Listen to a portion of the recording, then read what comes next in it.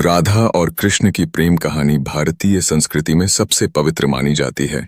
उनका प्रेम इतना गहराई में बसा हुआ है कि इसे शब्दों में बांधना कठिन है। लेकिन जब उनकी देह का अंत हुआ तो क्या हुआ? क्या राधा ने इस नश्वर शरीर को त्याग दिया या वो अपने प्रिय कृष्ण में विलीन हो गई? कथा के गर्भ में छिपा यह रहस्य उनकी प्रेम की सच्चाई को प्रकट करता है। कुछ कहते हैं कि राधा कृष्ण के साथ सदैव विद्यमान हैं, वे प्रेम के प्रतीक हैं। इस प्रेम कथा का अंत केवल सृष्टि का एक नया आयाम बनाने के लिए हुआ। राधा का प्रेम अनंत है और उनका अस्तित्व कृष्ण में एकाकार होकर हमेशा जीवित रहता है। यह रहस्य ज्ञान की ओर ले जाता है। राधा रानी, एक अद्वितीय नाम, एक अनंत भावना का प्रतीक। उनका जन्म एक रहस्य था, जैसे चांद की पहली किरण सुबह के अंधेरे को चीरती है। उन्होंने जीवन में अपने अनगिनत रूपों के साथ नृत्य किया, जैसे एक पूर्णिमा की रात में चांदनी में तैरती हुई चांद की छाया। उनके अस्तित्व का हर पहलू, हर कहानी एक रहस्यमय ऊर्जा से भरा हुआ।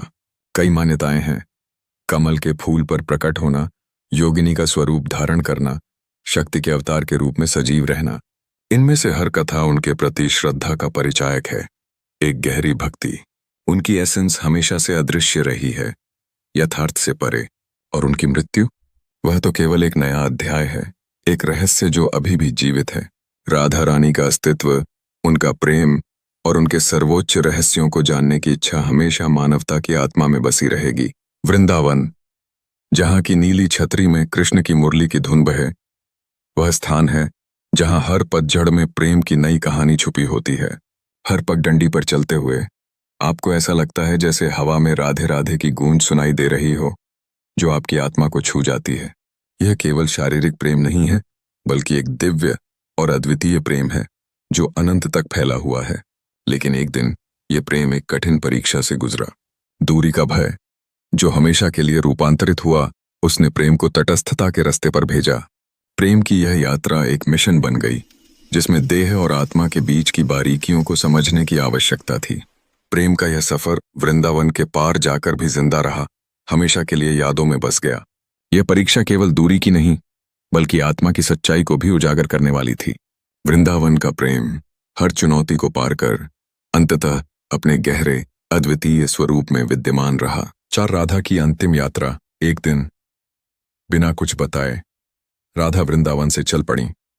न कोई रथ, न कोई साथ, न कोई इच्छाएं, बस कृष्ण का नाम। द्वारका पहुंचने पर कृष्ण ने उन्हें देखा, पहचाना, पर राधा की आंखों में वह पुराना तेज नहीं था। कृष्ण ने चिंतित होकर पूछा, राधे, क्या हुआ? राधा बस मुस्कुराई और बोली, समय आ गया है। कृष्ण राधा को एक शांत उद्यान में ले गए, जहां हवा हल्की थी और समुद्र का स्वर दिल को स्पर्श करता था। राधा ने कृष्ण का हाथ पकड़ा और कहा, मैंने कभी तुमसे कुछ नहीं मांगा, पर आज एक इच्छा है। जब मेरा अंतिम क्षण आए, मैं उसे तुम्हारी बाहों में बिताना चाहती हूं। कृष्ण की आंखें भर आईं, पर उन्होंने मुस्कुराकर कहा, राधे, तुम्हारी हर इच्छा सदैव मेरी रही है। कृष्ण ने राधा को अपनी गोद में भर लिया, जैसे एक प्रिय बूंद को सागर के गर्भ में समाहित किया जाता है। उनकी सांसें ताजगी से भरी, धीरे धीरे शांति में क्रमबद्ध हो रही थीं। राधा की मुस्कान अब एक नई गहराई में डूब गई, जैसे किसी शांत जल में अदृश्य जादू होता है। अचानक एक अद्भुत परिवर्तन हुआ। कथाएं कहती हैं कि राधा का शरीर धीरे धीरे प्रकाश में बदलने लगा। ऐसा प्रतीत हो रहा था मानो उनकी देह कृष्ण की दिव्य चेतना में अवशोषित होने लगी हो। यह विलय एक बूंद का सागर में समाने का आलम था, जो अनंतता की ओर प्रवाहित हो रहा था। कृष्ण की आंखों से बहती दो आंसू प्रेम का अंतिम प्रसाद बन गई। आज भी उनके प्रेम को याद करने वाले उन आंसुओं के पीछे की गहराई को समझते हैं। यह एक अनूठी कथा है, जहां प्रेम और समर्पण के बीच सीमा मिट जाती है। जब राधा का निधन हुआ तो चारों ओर एक गहरी चुप्पी छा गई। कोई गवाह नहीं था, क्योंकि राधा का मार्ग हमेशा अनोखा रहा। कोई कथा भी नहीं, क्योंकि उसकी कहानी तो प्रेम में विलीन होने की थी। लोग पूछते रहे, उसका अंतिम संस्कार क्यों नहीं हुआ? कैसे एक चेतना का कोई संस्कार नहीं होता? कृष्ण के शब्दों का गूंजना इस प्रश्न का उत्तर देता है। राधा शरीर नहीं, चेतना है। यह विश्वास सभी को शांति देता है। राधा की पहचान किसी शारीरिक रूप से नहीं, बल्कि उसकी आत्मा की गहराइयों में है। जहां प्रेम और भक्ति का संगम है।